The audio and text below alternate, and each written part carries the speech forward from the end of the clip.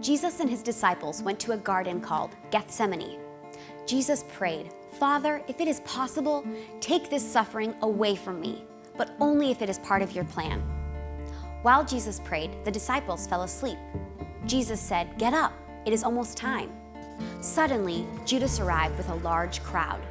Judas betrayed Jesus by kissing him so the crowd would know who Jesus was. The crowd grabbed Jesus and arrested him. Jesus was led to the high priest. The religious leaders were trying to find a reason to kill Jesus, but they could not. The high priest asked, "Are you the Messiah, the Son of God?" Jesus replied, "Yes, that's right." The high priest said, "He has spoken against God. He deserves to die." The religious leaders refused to believe that Jesus was God's son. In the morning, the religious leaders led Jesus to Pilate, the governor. "Are you the king of the Jews?" Pilate asked. "Yes, that's right," Jesus replied. "What should I do with Jesus?" Pilate asked the crowd. "Crucify him," they answered. Pilate did not think Jesus had done anything wrong, but he handed Jesus over and said, "Do whatever you want." The governor's soldiers put a scarlet robe on Jesus. They made a crown of thorns and put it on his head. Then they mocked him.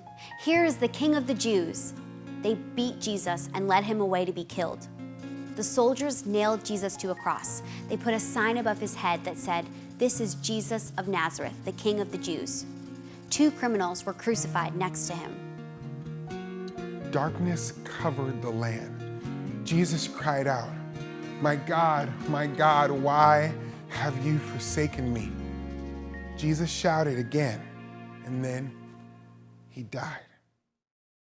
Suddenly, the curtain in the temple sanctuary split in two from top to bottom, and there was an earthquake.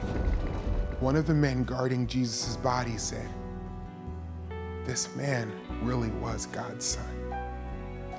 Jesus was buried in a tomb. A stone was sealed in the front of the tomb so that no one could steal Jesus' body. On the 3rd day, Mary Magdalene and the other Mary went to the tomb. Suddenly, there was an earthquake. An angel of the Lord rolled back the stone and sat on it. The guards were so afraid that they fainted. The angel spoke to the women, "Don't be afraid. I know you are looking for Jesus. He is not here. He has risen, just like he said he would." The women left the tomb quickly.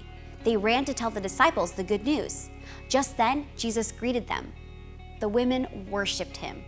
"Don't be afraid," Jesus told them. "Tell my followers to go to Galilee. They will see me there." The death and resurrection of Jesus is the center of the gospel. We deserve to die because of our sin, but Jesus died in our place. Because Jesus is alive, we do not need to fear anything. Those who trust in Jesus have forgiveness and eternal life, and we can joyfully obey him.